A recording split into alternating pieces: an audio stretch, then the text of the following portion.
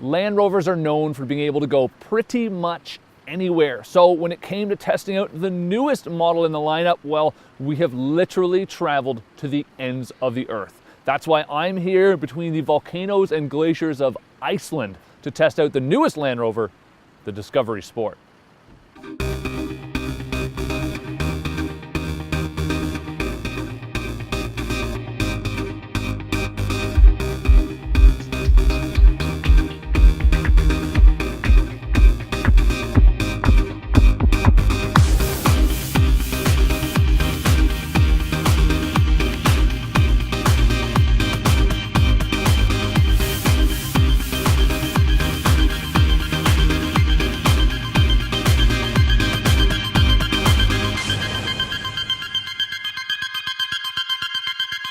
As a new model, it does need some introduction. The Discovery Sport is the first of a new line of Discovery models that Land Rover will be launching. Now, to clarify, this is not a Range Rover. A Range Rover is a model, just like the Discovery Sport, and Land Rover is the brand. Think of it as the brand's more approachable offering, a rival to the BMW X3 or Audi Q5 in the ultra-hot compact premium crossover segment. For starters, one of the most enticing aspects is its style. Now, I don't actually like it a whole lot, and I don't dislike it either, but you know what? It looks like a Land Rover, and that means a lot to a lot of people. But perhaps more importantly is the price. You'd expect a Land Rover to cost gobs of money, like you're buying a Porsche Macan, but that's not the case here. In fact, you can actually get into one of these Discovery Sports for less than 40,000 bucks. Apart from the brand name itself, capability is really what sells a lot of people on buying a Land Rover, and the new Discovery Sport does not disappoint. With standard all-wheel drive, it's got 8.3 inches of ground clearance, and pretty much all of its specs for off-roading are, at par with its rivals or even just slightly ahead of them, which really is what you expect when you're buying a Land Rover. It can actually climb a 45-degree angle, and probably its most impressive stat is that it can drive through 2 feet of water. Like the Range Rover models, the Discovery Sport comes with a terrain response system. However, unlike those, it's not a little control knob that you move in the center console. There's actually buttons up here on the center stack that you can control for different features of the car. Those buttons adjust the truck's steering, throttle response, gearbox, all-wheel drive, braking, and stability control to best match the demands of 4 preset driving conditions. There's one for grass, gravel, and snow, one for mud and ruts, one for sand, and one is a default setting. But this is a crossover, and it's designed for urban and suburban life, so all that off-road capability may not be incredibly important.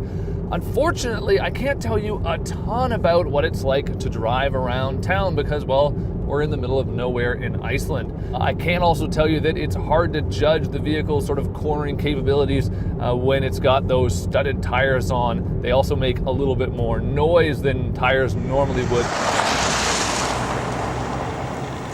The turbocharged engine makes excellent torque at low RPM, and that means that if you just give it a little extra push of acceleration, it actually just pulls right off the line. You don't need to really get on the throttle. There is a bit of a downside. Now, it does have a 9-speed automatic transmission. The good news is we've experienced none of the problems that we've experienced with some other new 9-speed automatics from different automakers. The downside, of course, is that with all those gears and a turbocharged engine, when you want a lot of extra power, when you slam your foot down, it does take a little bit longer than you'd like to get moving.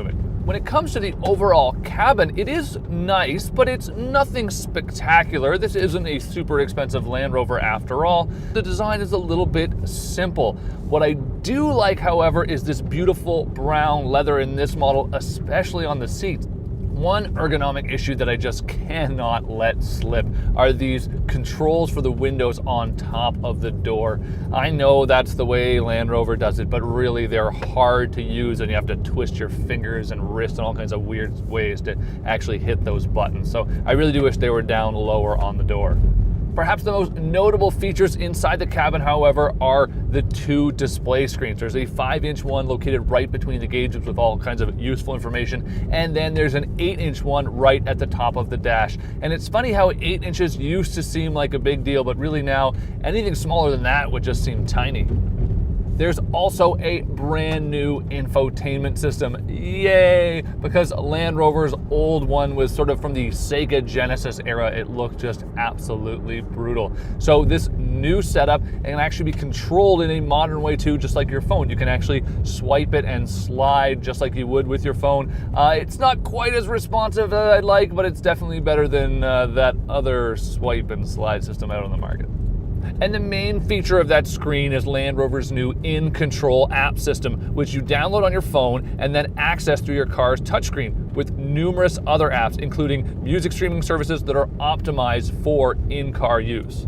Hop into the second row and the stadium seating setup is really quite obvious. The rear seats actually sit 2 inches higher than the front ones, making sure the rear seat occupants actually have a great view outside of the car as well, which is nice. Those seats can also be adjusted up to 6.8 inches forward and backward, meaning that at a maximum you get 40 inches of legroom. So I have lots of space back there. As an added surprise, Land Rover actually makes the Discovery Sport available with a 5+2 seating arrangement. And that means you actually can order it with a third row. Now, as I'm sure you can guess, it's not terribly spacious, but I can't think of occasions when you really need that extra row, and well, it's there if you want it.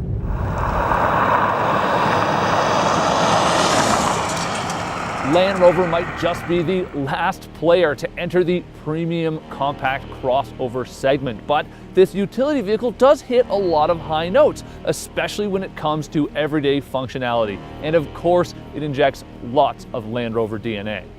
After a day testing this machine through the wilderness of Iceland, I can say I'm truly impressed by its capability. This new Land Rover really lets you discover a new side of crossovers.